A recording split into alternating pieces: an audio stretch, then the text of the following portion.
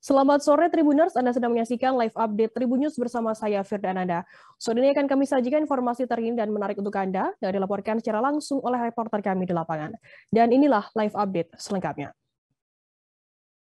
Kita ke berita pertama, Saudara. Polda Metro Jaya melarang kegiatan reuni 212 digelar di area patung kuda atau di tempat lain di wilayah hukum Polda Metro Jaya Kamis 2 Desember 2021.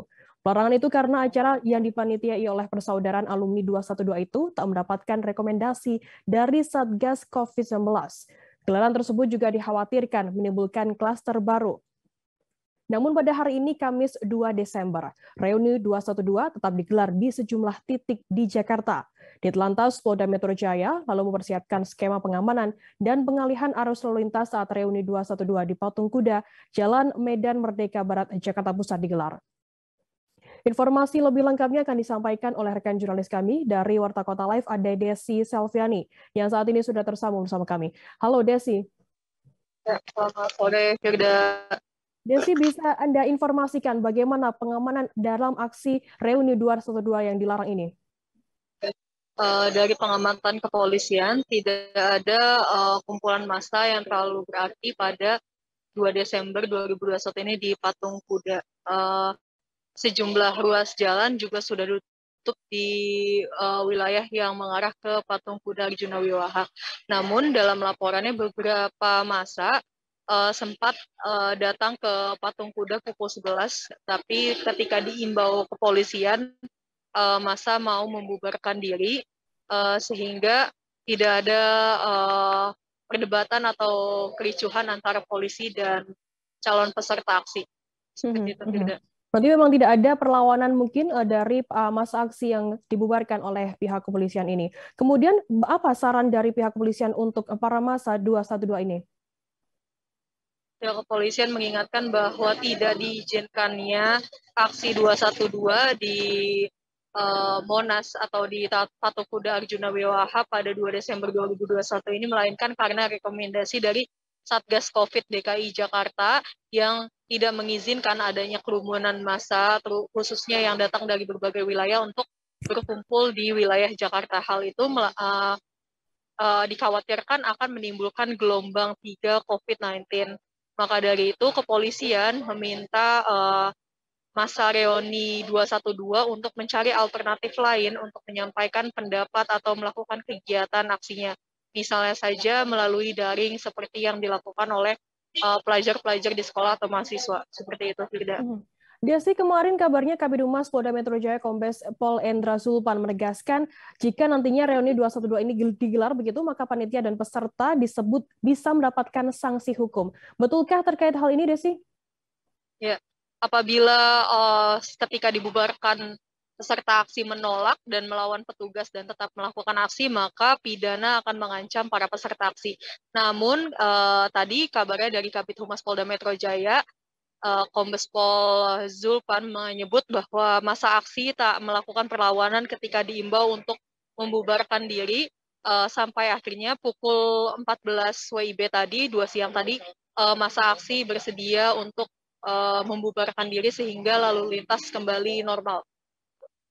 Baik, terima kasih rekan jurnalis dari Warta Kota Live Desi Selviani atas laporan Anda. Dan tadi Tribuners, Desi juga sudah berhasil menghimpun keterangan dari Kombes Pol Endra Zulpan, Kabid Humas Polda Metro Jaya. Berikut liputannya untuk Anda. Jadi ya, kalaupun ada kelompok-kelompok tertentu yang masih memaksakan melakukan kegiatan itu, maka akan ada sanksi pidana yang akan dikenakan, yaitu pasal 212 sampai 218 KUHP. Pasal ini ancaman hukumannya 1 tahun 4 bulan. Ya. Tetapi tentu kita tidak mengharapkan sampai sejauh itulah penindakan di Indonesia. Kita harapkan dengan langkah-langkah humanis, ya, tindakan-tindakan yang persuasif, kita menghimbau pada masyarakat ini agar masyarakat. Ini tidak lain adalah untuk kepentingan rakyat dan masyarakat, khususnya yang ada di DKI Jakarta. Kenapa? Karena situasi kita pandemi COVID. Kita tidak boleh berkerumun, menciptakan kerumunan banyak tidak boleh, ya. Ya sebagaimana dilakukan oleh juga adik-adik kita yang sekolah, yang kuliah, kan gitu juga ya. Di situasi pandemi COVID, yang membuat kita harus mengikuti protokol kesehatan. Maksudnya tiada lain adalah Polri melakukan langkah-langkah upaya pencegahan terjadinya kerumunan massa hari ini tidak lain untuk kepentingan. Pada Rabu 1 Desember kemarin beredar surat balasan dari Yayasan Az-Zikra yang menolak kegiatan reuni 212 digelar di area Masjid Az-Zikra yang berlokasi di Bukit Az-Zikra, Sentul, Kabupaten Bogor, Jawa Barat. Bupati Bogor Ade Yasin mengaku telah menerima surat dari pihak Az-Zikra terkait pembatalan kegiatan reuni 212. Ade Yasin menjelaskan suasana berduka menjadi salah satu faktor tidak diselenggarakannya reuni 212 yang rencananya digelar pada Kamis 2 Desember. Informasi lebih lengkapnya akan disampaikan oleh rekan jurnalis kami dari Tribun News Bogor, ada Yudis Tirawani yang saat ini sudah tersambung bersama kami. Halo Yudis, selamat sore. Selamat sore Firda. Yudis, mungkin bisa Anda informasikan apa saja alasan-alasan dari batalnya, alasan reuni 212 batal digelar di Az-Zikra ini? Ya baik, Firda, dapat disampaikan memang bahwa reuni 212 yang rencana digelar di Masjid Az-Zikra Sentul Babakan Madang Kabupaten Bogor dipastikan batal dengan beberapa alasan. Memang salah satu alasan yang dibeberkan keluarnya surat dari Az-Zikra yang memang saat ini pihak keluarga dari almarhum Az-Zikra dalam situasi berduka sehingga memang tidak diselenggarakan ataupun tidak diizinkan menggunakan area Masjid Az-Zikra untuk berkumpul reuni 212. Selain itu juga memang situasi pandemi COVID-19 mengharuskan setiap orang untuk mematuhi salah satu dengan tidak berkerumun, begitu Firda. Kemudian bagaimana untuk tanggapan atau mungkin pesan dari Bupati Bogor sendiri terkait hal ini, Yudis? Ya baik, memang Bupati Bogor Ade Yasin mengimbau agar semua pihak untuk tetap patuh terhadap peraturan yang ada. Salah satunya adalah dengan tidak berkerumun, mengingat saat ini memang tengah berlangsung pandemi COVID-19 sehingga tidak dianjurkan ataupun Bupati menyampaikan agar masyarakat tidak berkerumun dan tidak bergerombol untuk mengantisipasi kasus lonjakan COVID-19. Dan sebelum Bupati Bogor Ade Yasin juga Gubernur Jawa Barat serta Kapolres Bogor AKBP Harun mengajak semua pihak untuk menahan diri karena memang saat ini situasi belum kembali normal, masih berada dalam pandemi COVID-19. Berkerumun itu tidak dianjurkan untuk sementara waktu. Kemudian Yudis, bagaimana saat ini situasi terkini di sana? Bisa Anda informasikan? Ya baik, Firda, memang sejumlah titik petugas gabungan melakukan penyekatan meski memang tidak terdapat kerumunan massa yang ingin melakukan reuni begitu, dan juga memang situasi di sekitar Az-Zikra nampak lengang dan tidak ada aktivitas dan juga keramaian banyak orang. Tadi juga memang petugas kepolisian dari Polres Bogor dan juga TNI maupun Satpol PP melakukan pengawalan atau penyekatan di area Jalan MH Tamrin, tepatnya sebelum area masuk perumahan Bukit Az-Zikra begitu. Baik, terima kasih rekan jurnalis dari Tribun News Bogor, Yudis Tirawani atas laporan Anda. Dan benar, Yudis juga sudah menghimpun keterangan dari Bupati Bogor Ade Yasin. Berikut liputannya untuk Anda. Saya mendapat surat kan bahwa pihak Az-Zikra tidak itu dibatalkan ya Bu? Dibatalkan karena kan ya kita maklumnya karena sedang berduka ya, saya juga menghimbau untuk tidak dilaksanakan. Jadi ini memang sudah ada surat tadi masuk bahwa memang tidak dilaksanakan di Az-Zikra.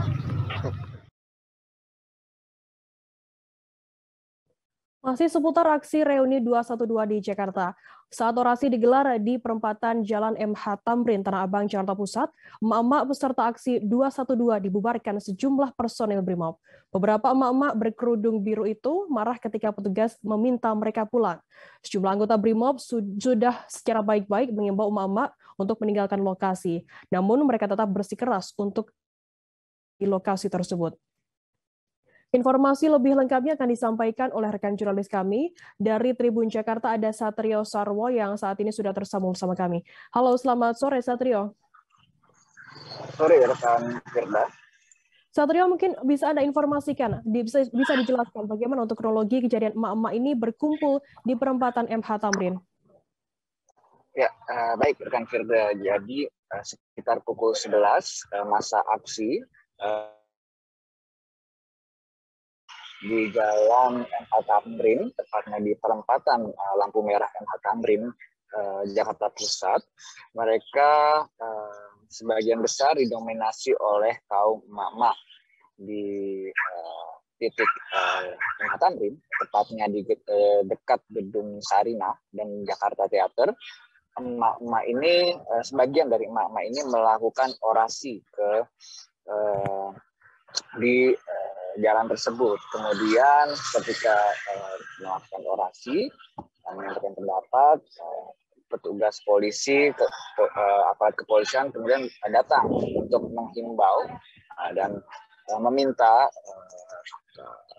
rombongan emak-emak ini untuk meninggalkan lokasi dan pulang ke rumah masing-masing. Tetapi begitu aparat sedang menghimbau yang terdiri dari beberapa personel BRIMOB, reaksi dari emak-emak ini sempat marah gitu ketika diminta untuk pulang. Tetapi ketika Kabak Ops dari Polres Jakarta Pusat, AKBP Guntur Thorik, memberikan imbauan dari mobil pengurai massa atau Raisa, perlahan emak-emak ini mulai meninggalkan lokasi ke arah timur dari Jalan MH Tamrin. Seperti itu. Satrio, total ada beberapa emak-emak yang menolak untuk pindah dari lokasi tersebut. Ya, terlihat dari masa aksi yang terdiri dari emak-emak ini terpantau sekitar puluhan emak-emak berada di titik jalan MH Tamrin tersebut. Kemudian pantauan arus lalu lintas saat emak-emak tersebut berkumpul seperti apa, Satrio?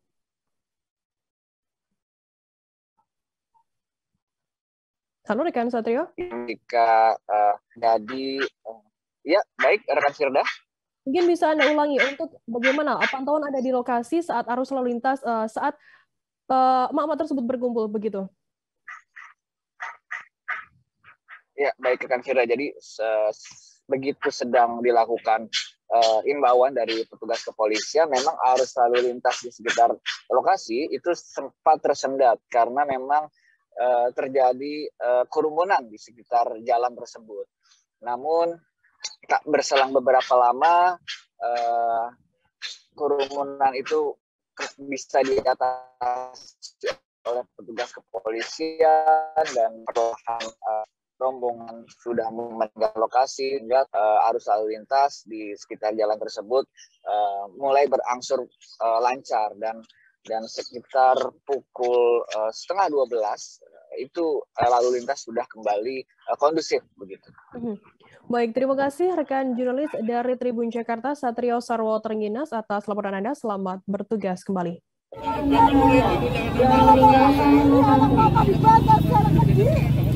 Bagaimana rasanya?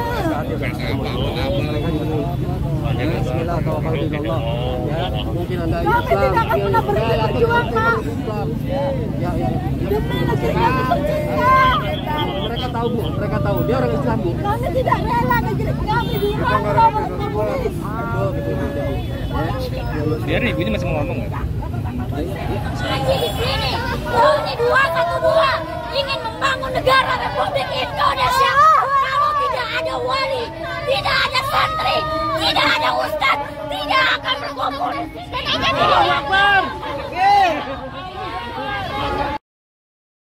Presiden Joko Widodo beserta Ibu Negara Iriana Joko Widodo melakukan kunjungan kerja ke Provinsi Bali pada Kamis 2 Desember hari ini. Dari VIP Bandara Internasional Igusti Ngurah Rai, Bali, Presiden Joko Widodo beserta Ibu Negara Iriana menuju Mangrove Conservation Forest yang akan dikunjungi oleh puluhan kepala negara peserta konferensi tingkat tinggi atau KTT G20. Di sana Presiden Jokowi dan Ibu Iriana mendapatkan pemaparan mengenai showcase Mangrove G20 Indonesia Presidensi kawasan Taman Hutan Raya Ngurah Rai Bali yang disampaikan oleh Dr. Eng Iwayan Kastawan. Informasi lebih lengkapnya akan disampaikan oleh rekan jurnalis kami dari Tribun Bali, ada Zainal Nur Arifin yang saat ini sudah tersambung bersama kami. Halo Zainal. Ya, halo, selamat sore rekan Firda di studio. Zainal, bisa Anda informasikan pukul berapa Presiden Joko Widodo ini tiba di Bandara Internasional Igusti Ngurah Rai? Bapak Presiden Joko Widodo menggunakan pesawat kepresidenan Indonesia 1 take off dari Lanut Halim Perdana Kusuma sendiri sekitar pukul 08.00 WIB dan tiba di Bandara Internasional Igusti Ngurah Rai Bali sekitar pukul 9.41 WITA.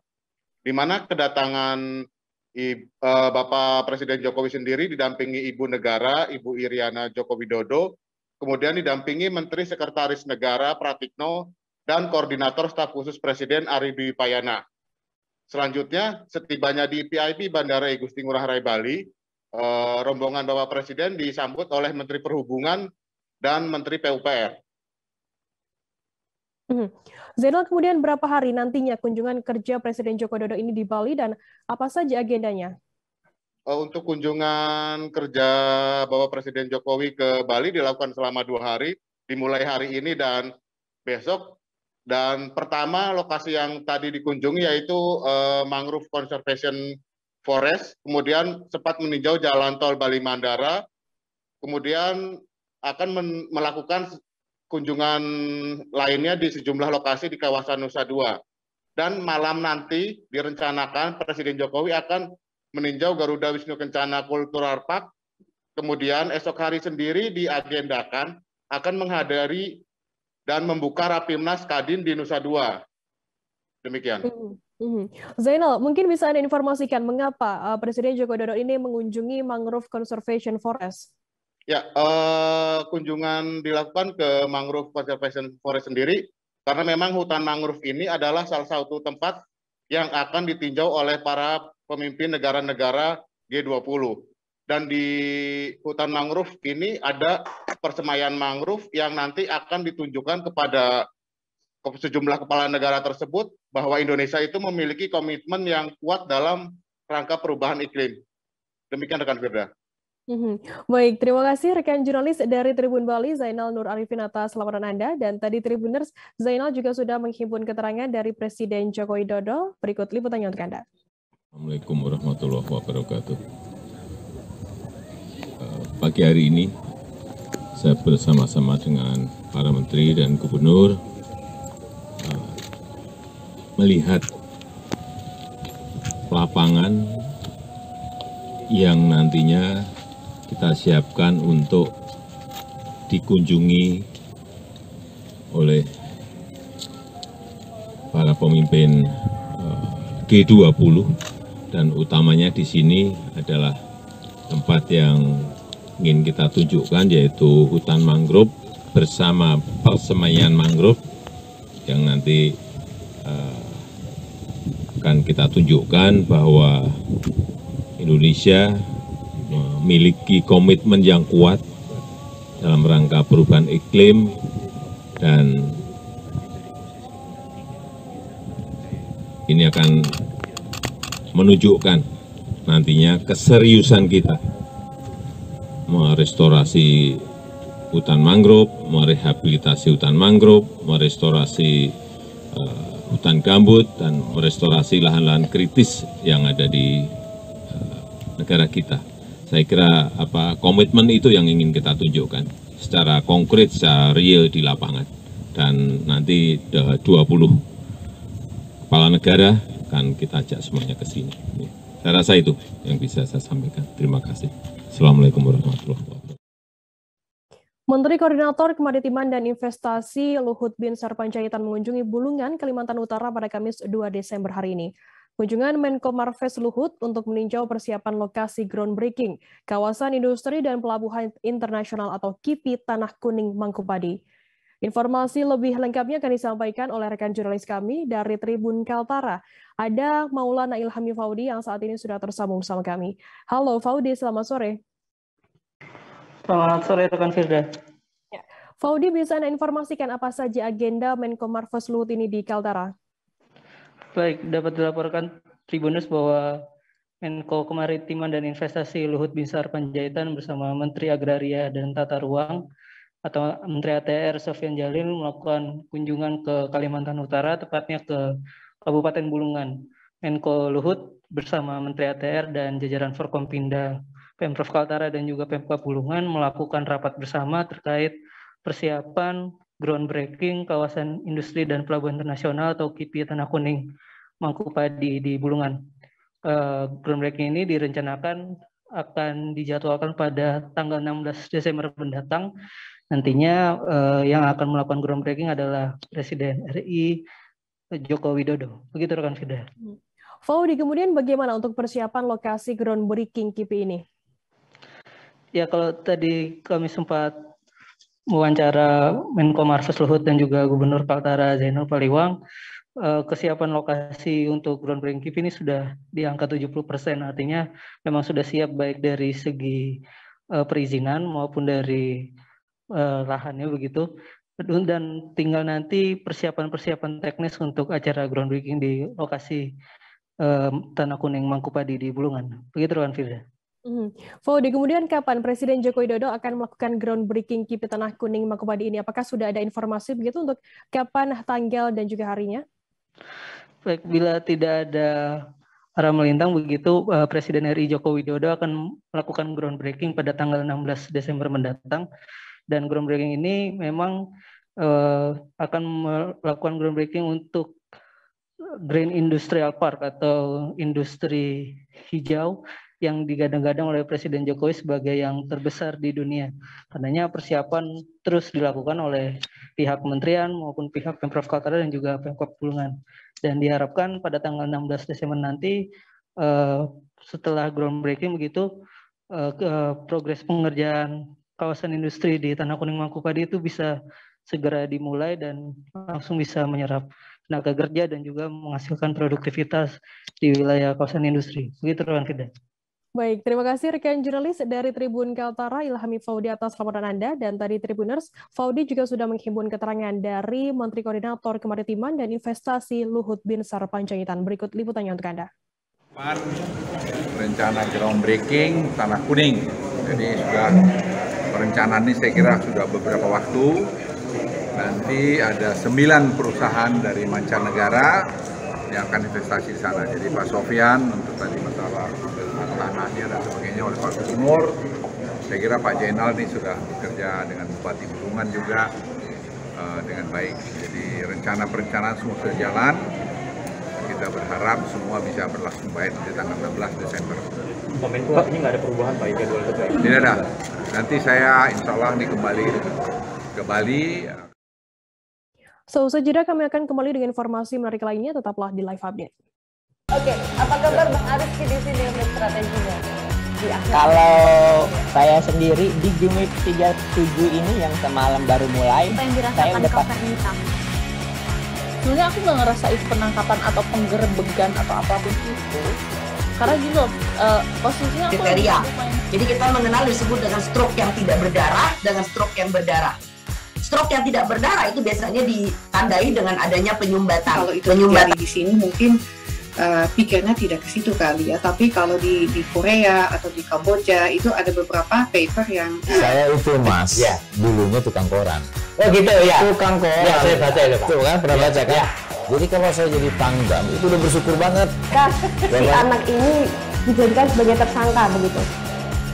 Ya kalau ini kita bicara yang di luar kasus Sebongombo ya. Dengan nama hujan shower, di mana terdapat batas jelas antara daerah hujan dan tidak hujan yang biasanya terjadi pada fase awal mature stage atau tahap berbahaya dewasa. itu Kang. Jadi mulai artinya terjadinya perlembekan. Nah itu untuk penetrasi akan sulit gitu ya. Dok, saya ini Menurut saya memang tidak mudah, bukan urusan tanah diambil. Kalau misalnya Amerika Serikat sekarang, Rasulullah mengatakan dalam sebuah hadis bahwa berpuasa di 6 hari Syawal itu.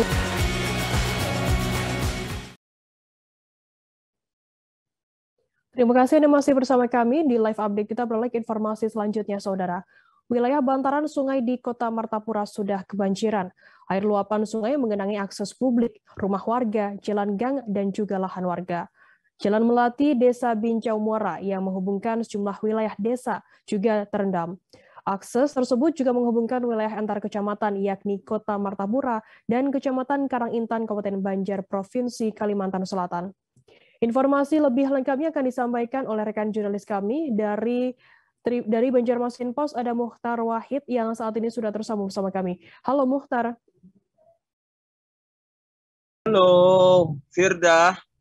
Mukhtar, bisa Anda informasikan seperti apa kondisi banjir di Desa Bincau Muara pada hari ini? Baik, perlu kami informasikan kepada pemirsa Tribun News. Di Kabupaten Banjar dilanda bencana banjir, terutama di wilayah. Halo rekan Mukhtar. Ya, halo. Ya, halo. Ya. Mukhtar, bisa Anda informasikan kembali, tadi saat kami mengalami sedikit gangguan sinyal dengan Anda, mungkin bisa informasikan kembali seperti apa untuk kondisi banjir di Desa Bincau Muara ini? Baik, perlu kami laporkan kepada pemirsa Tribun News bahwa bencana banjir terjadi di Desa Bincau Muara, Kecamatan Martapura, Kabupaten Banjar, Provinsi Kalimantan Selatan. Jadi ada beberapa warga yang rumahnya terdampak dari banjir, kemudian Jalan Melati juga beberapa titik terendam banjir.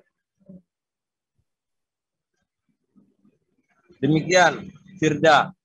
Oke, Mukhtar, untuk sejak kapan tergenang lokasi lain itu tergenang banjir begitu, dan bagaimana untuk aktivitas warga setempat di tengah kondisi banjir ini?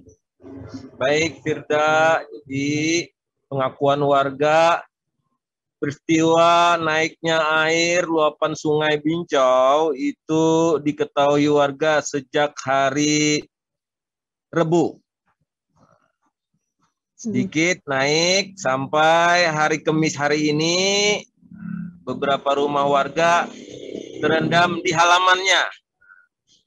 Itu dimanfaatkan oleh warga, ada yang cuci pakaian, kemudian ada yang bermain air ya, sama bocah-bocah.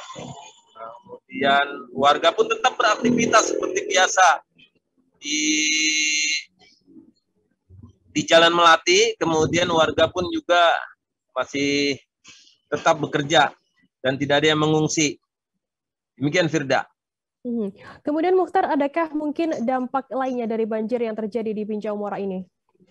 Betul Firda, jadi pengakuan warga saat ini mereka kakinya terkena kutu air. Nah itu akibat kelamaan berendam di air. Nah, karena pengakuan warga hingga saat ini mereka memerlukan obat. Nah, tetapi setelah kami informasikan dengan Dinas Kesehatan Kabupaten Banjar, kondisi penyakit kutu air itu memang dialami oleh warga apabila kelamaan berendam di atas air. Jadi langkah antisipasinya warga jangan terlalu lama berendam di air kakinya, kemudian dikeringkan dan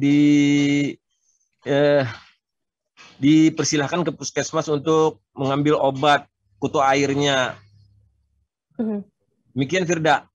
Baik, Tribuners, jurnalis kami tadi juga sudah menghimpun keterangan dari 3 warga Desa Bincau Muara bernama Saniyah, Husairi, dan Aspandi. Berikut liputannya untuk Anda. Tapi itu mengungsi kalau Bendo. Siang itu bertahan. Nah hari ini kan ada mengungsi kalau.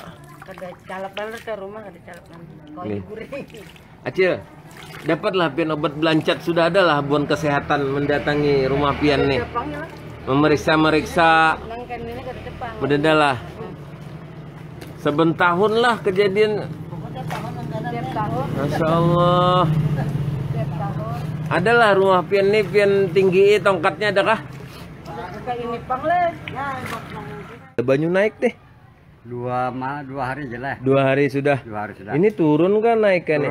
Turun lah. Turun. Ini berapa? 3 kilana, 3 jari lah. Ya 3 jari. Turunnya. 3 jari turunnya. 3 jari turunnya. Ya. Kayak apa aktivitas mengganggu kah atau kayak apa ini? Batis jelas saya mengganggu. Batis belancet kah? Coba melihat batis pian bang. Lihat iyalah, masya Allah batis idin nah. Saben tahun kebanjiran ini kayak apa nih? Ya, apa ya dengan banjir langganan ini tahun.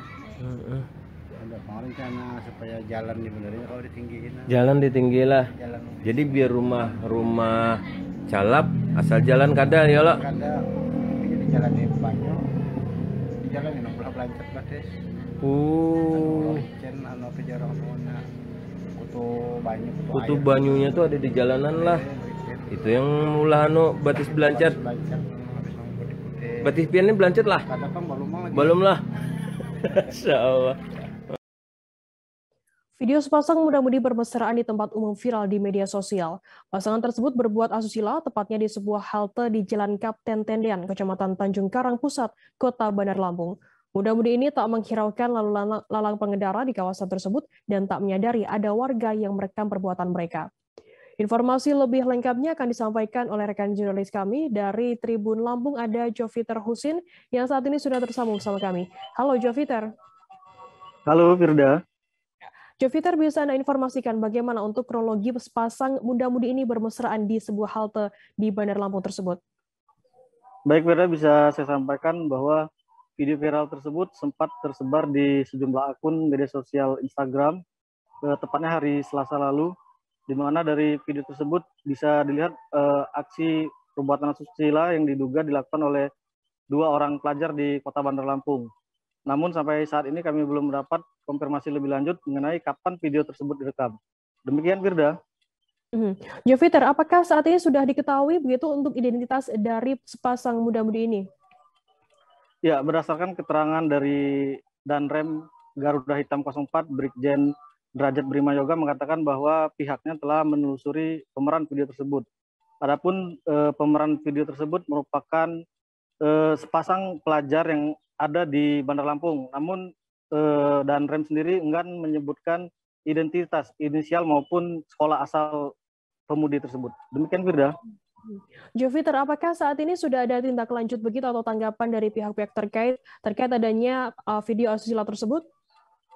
Ya, kemarin kami sempat mewawancarai Danrem Derajat Brima Yoga mengatakan bahwa perbuatan asusila ini cukup meresahkan warga sekitar, terutama lokasi kejadian tersebut merupakan fasilitas umum yang berada persis di depan Yayasan Persit Kartika Chandra Danrem Bandar Lampung. Nah, untuk itu Danrem sendiri meminta untuk pihak sekolah memberi klarifikasi ataupun yang bersangkutan meminta maaf secara langsung agar masyarakat tahu bahwa perbuatan tersebut jangan sampai terulang lagi. Demikian Firda. Baik, terima kasih rekan jurnalis dari Tribun Lampung, Joviter Husin atas laporan Anda. Selamat bertugas kembali.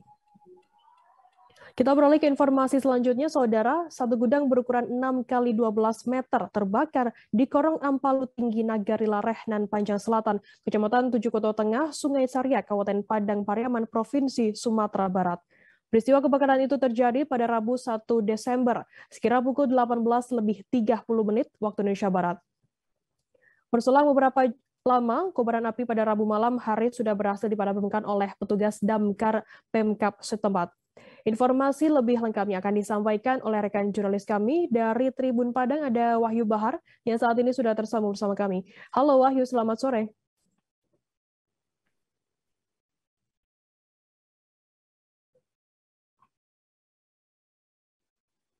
Halo, selamat sore Firda. Wahyu, bisa Anda jelaskan kapan terjadinya kebakaran tersebut dan bagaimana untuk kronologinya? Baik, Tribuners, bahwasanya telah terjadi sebuah kebakaran yang melanda sebuah gedung tempat penyimpanan minyak tanah di Korong Ampalu Tinggi, Nagari Larehnan Panjang Selatan, Kabupaten Padang Pariaman. Nah, kejadian ini terjadi pada pukul 18.30 pada hari Rabu kemarin, 1 Desember 2021. Adapun kejadian ini bermula ketika seorang pemilik dari gudang tersebut sedang menyalin minyak tanah di dalam gudang tersebut, di gudang penyimpanan minyak tanah tersebut. Kemudian api tiba-tiba membesar karena adanya korsleting dari mesin penyedot minyak tersebut. Jadi kemudian percikan api menyambar ke minyak tanah yang ada di sana, begitu, Firda. Wahyu, mungkin bisa Anda informasikan apakah saat ini sudah ada informasi begitu terkait penyebab kebakaran tersebut? Berdasarkan keterangan ataupun informasi yang kami himpun dari Kapolsek 7 Koto Sungai Sari,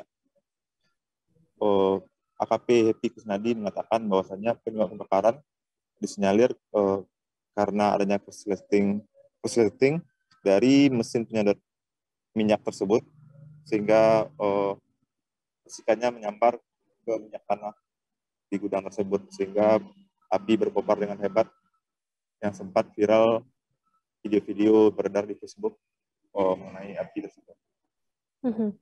Untuk waktu pemadaman sendiri dari pihak petugas damkar butuh berapa lama, Wahyu?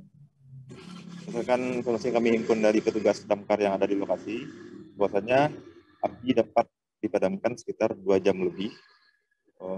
Petugas pemadam kebakaran yang datang sebanyak 6 unit dari Kabupaten Padang Pariaman, ada 4 unit, dan 2 unit bantuan dari Kota Pariaman. Begitu, Firda. Untuk dampak dari kebakaran tersebut, apakah saat ini juga ada informasi mengenai korban jiwa maupun korban luka begitu, Wahyu?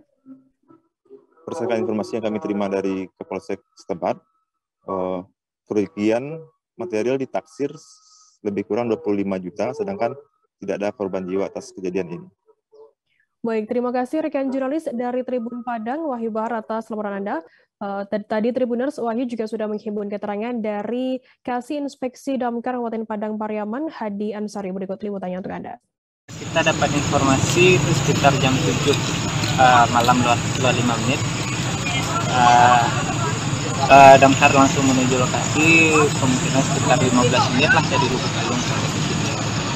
Turunkan ada mobil 4 unit dari Kabupaten Padang Pariaman, dan bantuan dari Kota Pariaman ada 2 unit.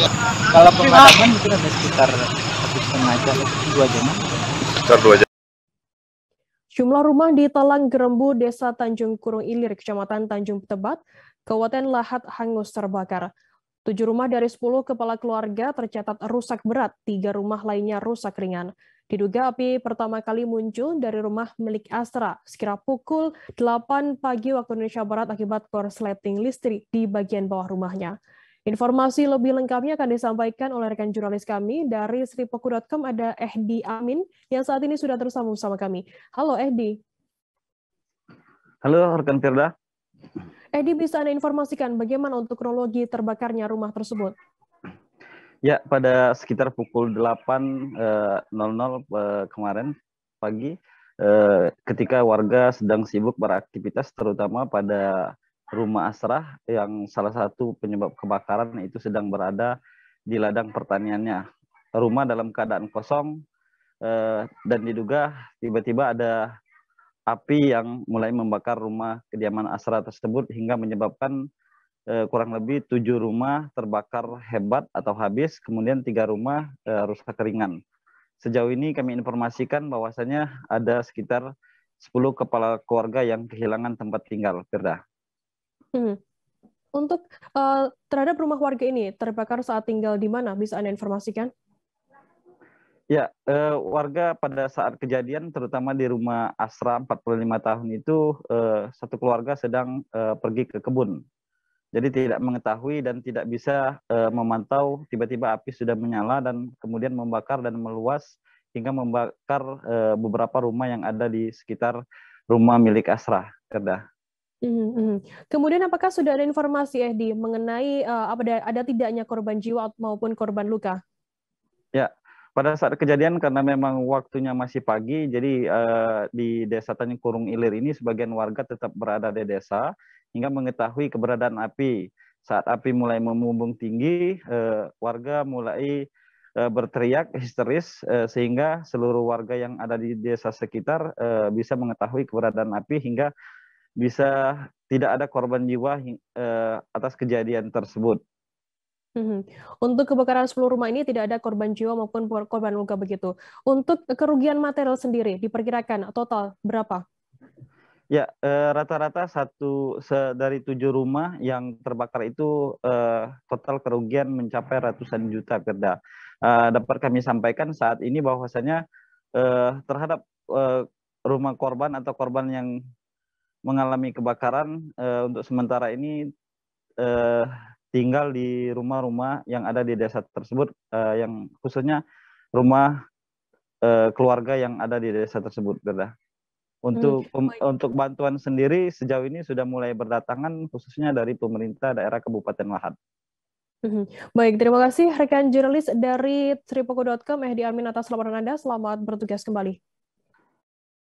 Kita beralih ke informasi selanjutnya, Saudara. Kecelakaan lalu lintas terjadi di Jalan Bayangkara, Kiara Lawang, Kampung Pintu Air, Desa Citepus, Kecamatan Pelabuhan Ratu, Kabupaten Sukabumi, Jawa Barat. Mobil Avanza bernomor polisi F1893VE menyeruduk gerobak pedagang cilor dan 5 unit sepeda motor karyawan leasing yang sedang terparkir di bahu jalan. Untuk mengetahui informasi lebih lengkapnya, saat ini kami sudah tersambung dengan jurnalis dari Tribun Jabar, ada Rizal Jalaluddin yang akan memberikan informasi lengkapnya untuk Anda Tribuners. Halo Rizal, selamat sore. Selamat sore, Firda. Rizal, bisa Anda informasikan untuk bagaimana untuk kronologi kecelakaan tersebut terjadi? Baik, Firda, berdasarkan keterangan saksi mata ataupun warga setempat yang melihat peristiwa tersebut, awalnya terlihat satu unit mobil Avanza berwarna putih melaju dari arah Cikidang mengarah ke arah lampu merah Pelabuhan Ratu dengan kecepatan tinggi. Ia melihat tiba-tiba mobil tersebut menabrak gerobak cilor yang selanjutnya menyeret juga 5 unit kendaraan sepeda motor para karyawan leasing yang sedang terparkir di bahu jalan. Firda. Untuk yang ditabrak oleh mobil tersebut apa saja bisa Anda informasikan?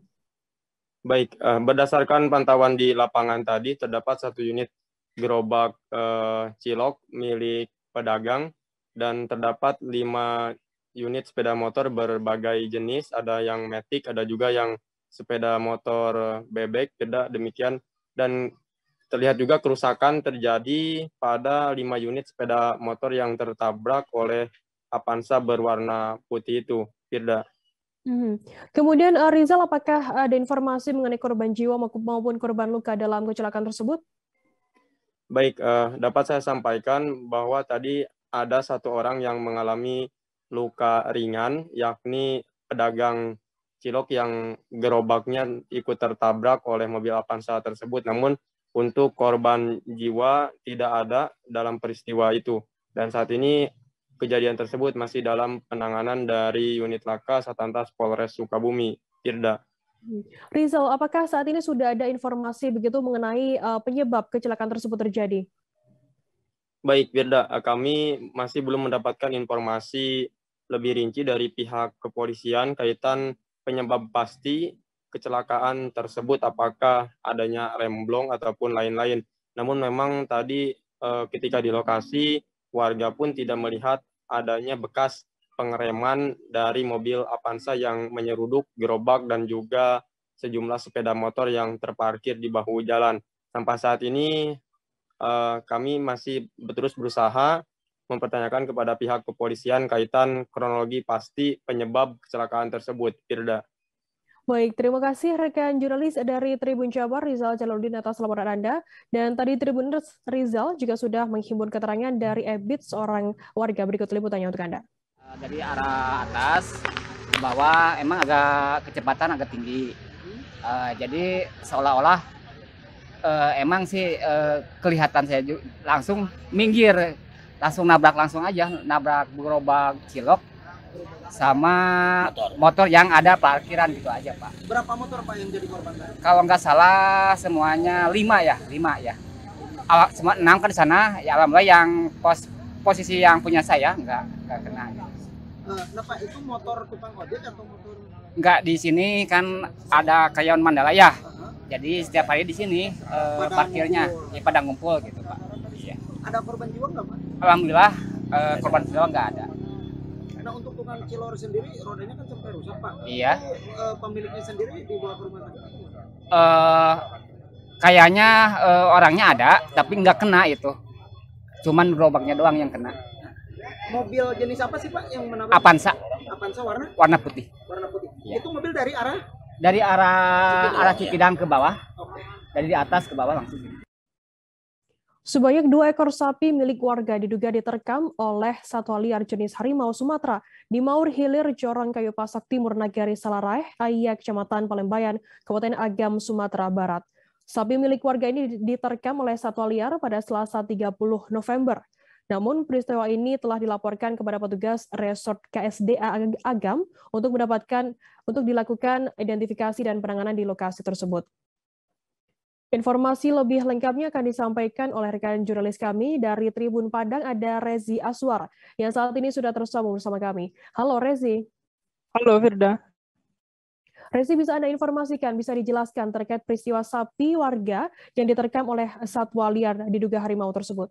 Iya, dapat saya laporkan ya, ada 2 ekor sapi atau hewan ternak warga diterkam diduga oleh satwa liar jenis harimau Sumatera, di mana kejadian ini terjadi tepatnya di Maur Hilir, Jorong Kayu Pasak Timur, Nagari Salaraeh Ayah, Kecamatan Palembayan, Kabupaten Agam, Provinsi Sumatera Barat, di mana kejadian ini terjadi pada Selasa tanggal 30 November 2021 dan dilaporkan pada tanggal 1 Desember 2021 kepada pihak BKSDA Sumatera Barat melalui Resort KSDA Agam.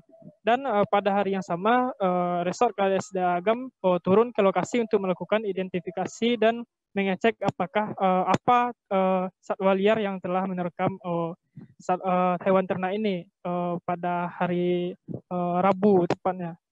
Hasil dari identifikasi ditemukan jejak kaki diduga harimau Sumatera atau juga ditemukan cakaran pada tubuh hewan ternak gitu. Untuk kondisi satwa mengalami luka apa dan seperti apa penanganan yang telah dilakukan oleh petugas BKSDA Agam? Iya, untuk masyarakat mengalami kerugian 2 ekor sapi, satu untuk anaknya mati karena ada luka cakar dan gigitan di badannya gitu. Sedangkan untuk induknya juga ada bekas cakaran, namun masih hidup dan setelah diobati oleh tim dokter dari petugas BKSDA, Firda. Rezi, kemudian apakah kejadian ini juga mengganggu warga sekitar begitu, dan juga apa saja upaya dari petugas BKSDA untuk menangani kejadian tersebut tidak terjadi kembali? Iya, untuk masyarakat di sekitar lokasi ya merasa resah sehingga meminta petugas BKSDA untuk secara cepat melakukan penanganan agar satwa ini dapat dilakukan pengusiran atau penanganan lebih lanjut begitu.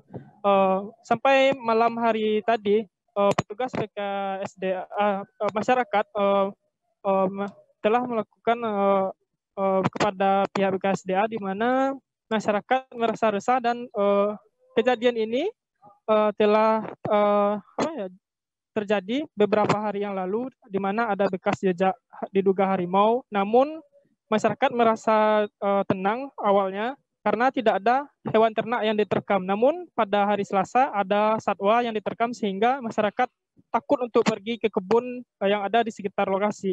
Sedangkan penanganan yang dilakukan oleh petugas BKSDA telah memasang kamera trap untuk mengidentifikasi apakah satwa itu harimau Sumatera atau satwa liar lainnya. Hingga sampai saat ini petugas BKSDA belum mengetahui identitas dari jenis dari satwa liar ini karena hasil dari rekaman kamera trap belum dibuka gitu, Firda. Baik, terima kasih rekan jurnalis dari Tribun Padang, Rezi Aswar, atas laporan Anda. Selamat bertugas kembali. Tribuners, selalu saja kami akan kembali di informasi menarik lainnya. Tetaplah di Live Update. Oke, apa kabar Bang Ariski di sini untuk strateginya? Kalau saya sendiri di Gimik 37 ini yang semalam baru mulai, saya udah pasti. Sebenarnya aku nggak ngerasa itu penangkapan atau penggerebegan atau apapun itu, karena gitu posisinya aku kriteria. Jadi kita mengenal disebut dengan stroke yang tidak berdarah dengan stroke yang berdarah. Stroke yang tidak berdarah itu biasanya ditandai dengan adanya penyumbatan. Kalau itu terjadi di sini mungkin pikirnya tidak ke situ kali ya, tapi kalau di Korea atau di Kamboja itu ada beberapa paper yang saya itu mas, dulunya tukang koran. Oh gitu ya. Tukang koran. Ya, saya baca itu Pak. Tuh kan pernah baca kan? Ya. Jadi kalau saya jadi pangdam itu udah bersyukur banget. Si anak ini dijadikan sebagai tersangka begitu. Ya, kalau ini kita bicara yang di luar kasus Kebun Ombo ya. Dengan nama hujan shower, di mana terdapat batas jelas antara daerah hujan dan tidak hujan yang biasanya terjadi pada fase awal mature stage atau tahap berbahaya dewasa. itu Kang. Jadi mulai artinya terjadinya perlembekan. Nah itu untuk penetrasi akan sulit gitu ya. Dok, saya ini menurut saya memang tidak mudah, bukan urusan tanah diambil. Kalau misalnya Amerika Serikat sekarang, Rasulullah mengatakan dalam sebuah hadis bahwa berpuasa di 6 hari Syawal itu. Terima kasih Anda masih bersama kami di Live Update. Kita beralih ke informasi selanjutnya, Saudara. Subdit 4 Direktorat Reserse Kriminal Khusus Polda Sumsel bersama Polres Banyuasin menggerebek 2 rumah yang menjadi tempat penampungan sementara baby lobster. Tempat penampungan ilegal tersebut berada di Desa Mulyasari, Kecamatan Tanjung Lago, Kabupaten Banyuasin, dengan total benur ada 153.450 ekor yang berhasil diamankan. Informasi lebih lengkapnya akan disampaikan oleh rekan jurnalis kami dari Tribun Sumsel, ada Sinta yang saat ini sudah tersambung bersama kami. Halo Sinta.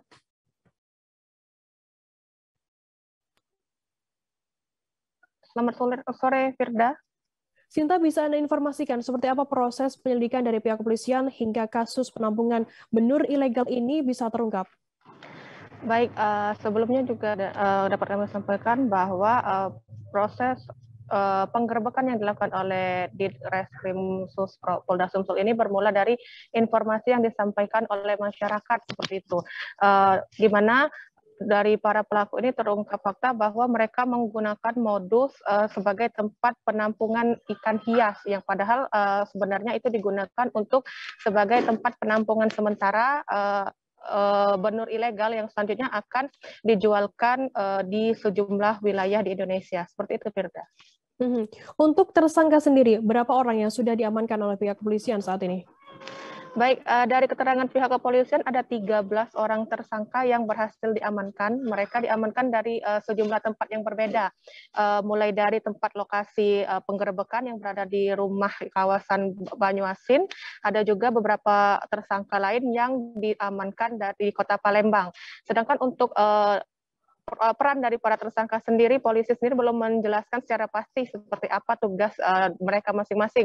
Hanya saja memang dari beberapa tersangka ini mengaku bertugas sebagai bagian packing atau bagian membungkus lobster yang untuk selanjutnya akan diedarkan. Seperti itu, Firda. Sinta, lantas seperti apa tindak lanjut dari pihak kepolisian sendiri untuk pengungkapan kasus tersebut? Baik, selanjutnya juga Polda Sumsel sudah bekerja sama dengan Balai Karantina Ikan untuk melepas liarkan kembali lobster yang sudah diamankan ini. Rencananya memang lobster ini akan dilepas liarkan di wilayah Lampung. Baik, terima kasih rekan jurnalis dari Tribun Sumsel, Sinta, atas laporan Anda. Dan tadi Tribuners, Sinta juga sudah menghimpun keterangan dari Kombes Pol M. Barli Ramadhani, Direktur Ditreskrim Polda Sumsel. Berikut liputannya untuk Anda. Asal benih lobster ini dari mana, Pak? Dari hasil pendalaman ya dari luar daerah lah, dari luar daerah, dari Sumatera Selatan. Para pelaku ini artinya bukan dari Sumsel, tapi orang Sumsel gitu. Dari mana, Bang? Luar semua 13 orang. Iya. Nanti kalian kalau masalah pendalaman itu tidak bisa kita ungkap di sini, itu hal penyidikan. Pak, rencananya lobster ini mau dibawa kemana, Pak? Diekspor kemana? Nanti ini kita dalami. Yang pasti ini kan pasti dikirim, nggak mungkin di situ. Di situ kan hanya di TKP tempat penyimpanan sementara benih-benih lobster yang akan dikirim mereka. Nah itu masuk ranah penyidikan. Saya tidak akan buka di sini. Pak Der. Ya. Kenapa? Total.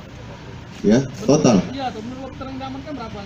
143.450 benih-benih lobster yang terdiri dari benih lobster dari jenis mutiara dan pasir. Total kerugian negara dari hasil pengungkapan ini 24 miliar 430 juta.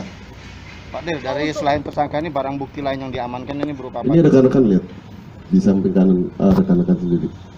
Dari telepon, kemudian dari pendingin. Ini kan ada peran masing-masing, alat masing-masing untuk agar benih lobster ini tidak mati. Pak, untuk benih lobster yang masih hidup gimana, Pak? Sudah kita limpahkan, sudah kita kirim ke Balai Karantina Perikanan Kementerian Kelautan Tilam. Perkara penganiayaan yang menyeret ke-6 ex-anggota Polresta Balikpapan terhadap seorang tahanan bernama Herman rupanya sudah memasuki proses persidangan dengan agenda pembacaan tuntutan pada Senin 29 November lalu. Adapun pembacaan tuntutan yang berlangsung di Pengadilan Negeri Balikpapan menuntut ke-6 terdakwa dengan pidana penjara yang berbeda. Informasi lebih lengkapnya akan disampaikan oleh rekan jurnalis kami dari Tribun Kaltim, ada Muhammad Zain yang saat ini sudah tersambung bersama kami. Halo Zain. Halo rekan Firda. Zain, bisa Anda informasikan pasal apa yang dilayangkan JPU ke para terdakwa ini? Baik, di dalam sidang pembacaan tuntutan yang dilakukan di Pengadilan Negeri Balikpapan kemarin, dari pihak Jaksa Penuntut Umum, ini melayangkan pasal 351 KUHP junto pasal 55 KUHP, di mana mereka dibebaskan dari tuntutan-tuntutan lain yang termaksud di dalam pasal tersebut, sehingga bagi ke-6 tersangka ini, ke-6 terdakwa ini dipenjara dengan ancaman yang berbeda-beda. Dari 4 tersangka ini diancam dengan 4 tahun penjara, kemudian salah satu terdakwa dengan inisial AAK ini dijerat dengan ancaman pidana penjara 2 tahun, seperti itu. Zain, bagaimana kemudian penjelasan dari JPU yang tuntutannya kurang dari 5 tahun tersebut? Baik, dari keterangan Kasih Intel Kejari Balikpapan yang mengatakan bahwa dari pihak mereka ini melakukan penuntutan kurang dari 5 tahun, di mana untuk ancaman tertinggi bagi terdakwa ini hanya 4 tahun pidana penjara. Nah, penjelasannya sendiri ini ada pertimbangan, di antaranya 2. Yang pertama karena pertimbangan yang memberatkan mereka ini karena mereka adalah oknum polisi yang kemudian justru menyalahgunakan kewenangannya yang malah mengakibatkan hilangnya nyawa seseorang. Kemudian yang kedua ini ada faktor yang meringankan mereka, di mana mereka selama persidangan berlangsung ini justru mengikuti dengan kooperatif, sehingga faktor yang meringankan tersebut ini menjadi pertimbangan bagi pihak JPU untuk melayangkan tuntutan yang 4 tahun tadi, seperti itu.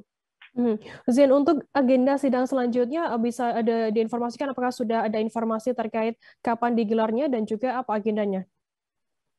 Baik, untuk agenda sidang berikutnya ini adalah agenda pembelaan dari masing-masing kuasa hukum terdakwa yang ini akan berlangsung pada hari Senin mendatang. Nah, nanti untuk selanjutnya ini akan diselenggarakan secara virtual, di mana untuk sampai dengan tahapan pembacaan penjatuhan vonis, maksud saya, ini juga dilakukan secara virtual, berbeda dengan yang sebelumnya dilakukan secara luring, seperti itu. Baik, terima kasih rekan jurnalis dari Tribun Kaltim, Muhammad Zain atas laporan Anda. Selamat bertugas kembali. Kita beralih ke informasi selanjutnya, Saudara. Badan Narkotika Nasional BNN Banten mengungkap kasus narkotika jenis sabu seberat 6.290,6 gram yang disembunyikan di 2 kotak besi dalam kap mesin mobil. Pengungkapan kasus tersebut dilakukan di sekitar Kampung Pisangan, Kelurahan Kayu Agung, Kecamatan Sepatan, Tangerang, Banten. Sabu tersebut dibawa oleh kurir berinisial S, 28 tahun, asal Aceh Utara, sementara untuk pemilik sabu berasal dari Sumatera. Informasi lebih lengkapnya akan disampaikan oleh rekan jurnalis kami dari Tribun Banten, ada Milda Niati yang saat ini sudah tersambung bersama kami. Halo Milda. Halo rekan Firda, ya. Milda, bisa Anda informasikan bagaimana untuk kronologi penangkapan tersebut? Ya, tersangka S ini seorang kurir wira swasta berasal dari Aceh Utara. Dia ditangkap di sekitaran wilayah Kabupaten Tangerang, yaitu pada tanggal 6 November tanggal 6 sekitar pukul 1:30 dini hari, begitu rekan Firda. Untuk barang bukti yang diamankan oleh pihak BNN sendiri apa saja, bisa Anda informasikan? Ya, barang bukti yang diamankan diantaranya adalah 1 unit kendaraan, kemudian 2 kotak besi warna hitam yang berisi 6 kg sabu, kemudian 2 handphone, KTP, ATM, tanda serah terima kendaraan bernomor polisi B1539 SEM, dan uang Rp 1,9 juta. Begitu rekan Firda. Milda, bisa Anda informasikan mungkin apakah sudah ada informasi mengenai barang tersebut didapatkan dari mana oleh pelaku dan tujuannya akan kemana?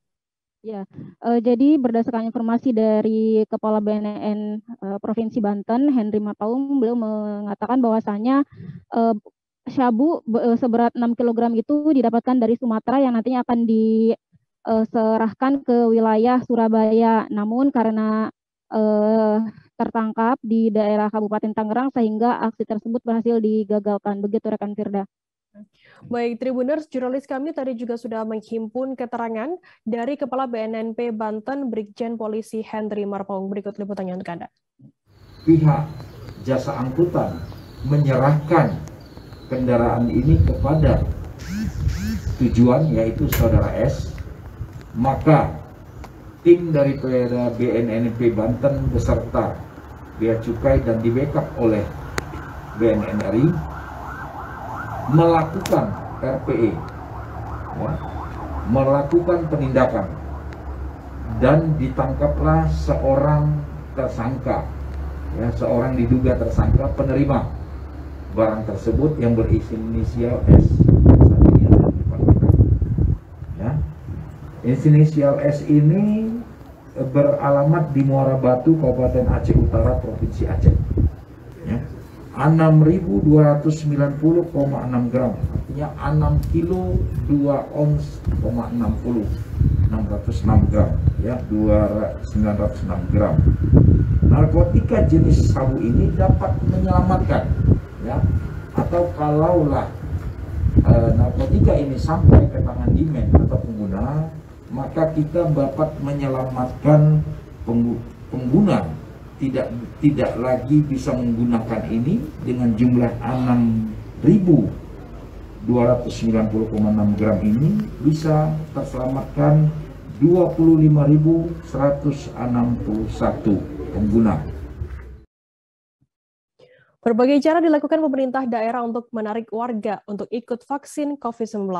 Jumlah daerah menggencarkan vaksinasi terutama bagi warga lanjut usia dengan menggelar vaksinasi berhadiah. Hal ini juga dilakukan oleh pemerintah Kecamatan Karangmalang, Kabupaten Sragen, Jawa Tengah. Demi menarik minat warga, mereka menyiapkan 1 unit sepeda motor bagi warganya yang enggan divaksin. Informasi lebih lengkapnya akan disampaikan oleh rekan jurnalis kami dari Tribun Jateng, ada Mahfira Putri yang saat ini sudah tersambung bersama kami. Halo Mahfira Putri. Halo, selamat sore rekan Firda. Putri, bisa Anda informasikan bagaimana untuk sistem bagian hadiah tersebut termasuk pengundian 1 unit sepeda motor ini? Ya, untuk informasi sebelumnya, vaksinasi ini hanya dibasati selama 1 hari, yaitu hari ini Kamis 2 Desember 2021, dan pelaksanaan vaksinasi dimulai dari pukul 8 sampai 14 atau 2 pada siang hari di 10 balai desa di Kecamatan Karangmalang. Kemudian syaratnya masyarakat ber-KTP Kecamatan Karangmalang dengan menunjukkan KTP saat mendaftarkan diri.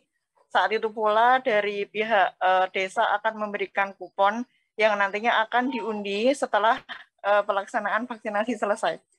Begitu, Firda. Oke, Putri, untuk target dan antusiasme masyarakat di Kecamatan Karangmalang sendiri, seperti apa informasinya? Ya, tadi informasi yang Putri himpun dari Camat Karangmalang, Bapak Kurniawan, vaksinasi ini berhadiah ini sebenarnya diperuntukkan bagi warga yang tidak mau divaksin sebelumnya. Jadi pada kesempatan ini pihaknya itu mentargetkan ada 900 orang yang tidak mau divaksin dari maupun dosis pertama maupun dosis kedua di 10 desa. Dan dari target 900 ini hanya 78 orang yang tidak melakukan vaksin. Sisanya mereka datang dengan silih berganti mengikuti vaksinasi hingga selesai.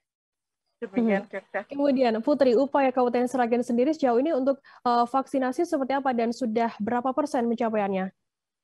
Ya, untuk vaksinasi sendiri sebenarnya sudah Pemkab Sragen sendiri sudah melakukannya sangat gencar ya, karena terus dilakukan setiap hari, mulai dari pemusatan vaksinasi di sentral vaksinasi Sukowati, kemudian di tingkat kecamatan ada dilakukan di setiap puskesmas dan juga di masing-masing desa. Bahkan tidak berhenti di situ, bidan desa di desa juga melakukan vaksinasi secara door to door ke rumah warga yang belum divaksin. Sementara itu untuk capaian vaksinasi di Kabupaten Sragen saat ini telah mencapai 77,67%. Demikian, Firda. Baik, Tribuners, jurnalis kami tadi juga sudah menghimpun keterangan dari Kusdinar Untung Yuniskowati, Bupati Sragen, dan Kurniawan, Camat Karangmalang. Berikut liputannya untuk Anda. Masyarakat lebih greget lagi untuk vaksin. Jadi ya segala cara lah ya kita upayakan. Kebetulan alhamdulillah yang Maha mau support ya sudah bersyukur ada yang mau memberikan donasi. Ya masyarakat kalau diiming-imingin kan senang. Walaupun untuk kesehatannya. Yang menolak jadi datang. Sebelumnya kan 900 orang. Terus melihat kondisi kita. Sasaran sebenarnya kan bukan yang belum vaksin, tetapi yang tidak mau vaksin. Karena kalau yang belum vaksin itu didatangi sudah dilaksanakan oleh puskesmas lewat bidan 2-3 hari sekali door-to-door. Jadi sasaran kita untuk menggugah keinginan masyarakat yang tidak mau. Potensinya berapa, Mas? Yang tidak mau. Potensinya 900 kemarin kita koordinasi. Kita target kita moga-moga mencapai minimal 900 di kecamatan. Sampai jam 2 ya? Ini sampai jamnya sudah 106 dari target 75. Berarti lebih ya, Pak ya? Ya, jurang-juru saja, karena jurang-juru setiap 3 hari, 4 hari itu sudah door-to-door. Dan juga desa kelurahan yang lain sudah door-to-door. Informasi tadi sekaligus menutup perjumpaan kita dalam live update hari ini, Tribuners. Jangan lupa saksikan terus live update di seluruh kanal YouTube dan Facebook Tribun Network. Saya Firana, wakil bertugas pamit undur diri. Terima kasih dan sampai jumpa. Jangan lupa like, subscribe, dan share ya.